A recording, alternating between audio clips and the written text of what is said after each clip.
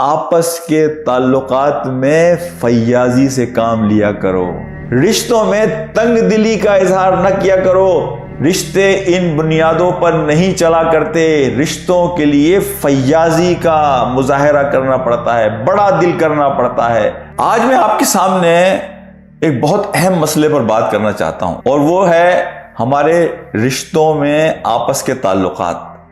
دیکھیں، آج میں جب جاتا ہوں مختلف ملکوں میں، خاص طور پر پاکستان میں دیکھتا ہوں، اور یہاں امریکہ میں بھی، کہ ہمارے آپس کے تعلقات بہت خراب ہو گئے ہیں۔ ایک زمانہ وہ تھا کہ کزنز، بھائی، ایکسٹینڈڈ فیملی، وہ پورا ایک خاندان ہوا کرتا تھا، سب ایک ساتھ چلا کرتے تھے، ایک دوسرے کے لیے محبت، ایک دوسرے کے لیے گنجائش۔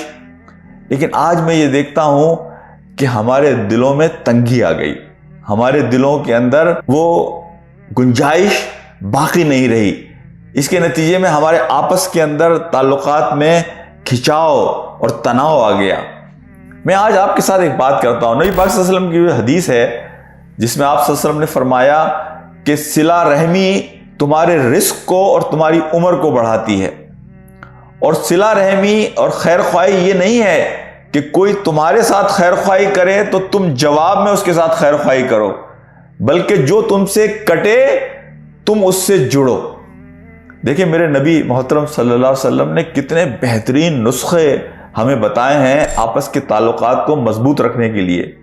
دیکھیں، بڑے انسان وہ ہوتے ہیں کہ جو زندگی کی بڑی تصویر کو دیکھتے ہیں، جو چھوٹی چھوٹی چیزوں میں الجھ کر اپنے وقت کو، اپنی صلاحیتوں کو، اپنی صحت کو، اپنے مال کو، اپنے سکون کو تباہ و برباد نہیں کرتے۔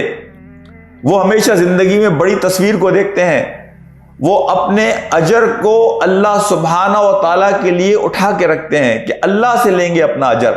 سورہ بقرہ میں جہاں طلاق کا ذکر ہے، رشتوں میں تلخیوں کا ذکر ہے، آپس میں کھچاؤ کا ذکر ہے، وہاں اللہ سبحانہ و تعالیٰ جہاں یہ بات کہتے ہیں کہ انسان کا دل جو ہے وہ تنگی کی طرف زیادہ جلدی مائل ہو جاتا ہے، انسان تنگ دل زیادہ جلدی ہو جاتا ہے، یہ انسان کی ایک کمزوری ہے۔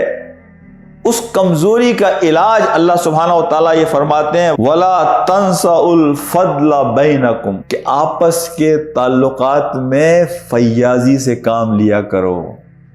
دیکھیں کتنا جو لفظ استعمال ہوا ہے ہیئر، گریشیسنس، دلوں میں گنجائش، فیاضی، معاف کرنا، بڑا پن دکھانا، کھلے دل کا اظہار کرنا۔ رشتوں میں تنگ دلی کا اظہار نہ کیا کرو، میں اتنا کروں گی تم اتنا کرو گے۔ رشتے ان بنیادوں پر نہیں چلا کرتے، رشتوں کے لیے فیاضی کا مظاہرہ کرنا پڑتا ہے، بڑا دل کرنا پڑتا ہے۔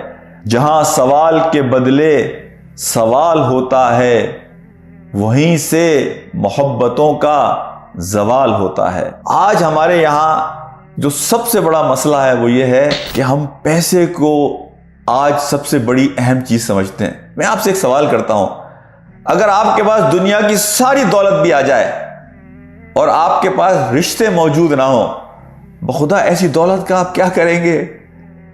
وہ جو کہتے ہیں کہ جنگل میں مور ناچا کس نے دیکھا، آپ کے پاس ساری دولت ہو، سب کچھ ہو، اس دنیا میں سوشل کنیکشنز، ایک دوسرے پر ہمارا انحصار ہے، اس کے بغیر ہم ایک اچھی زندگی نہیں گزار سکتے۔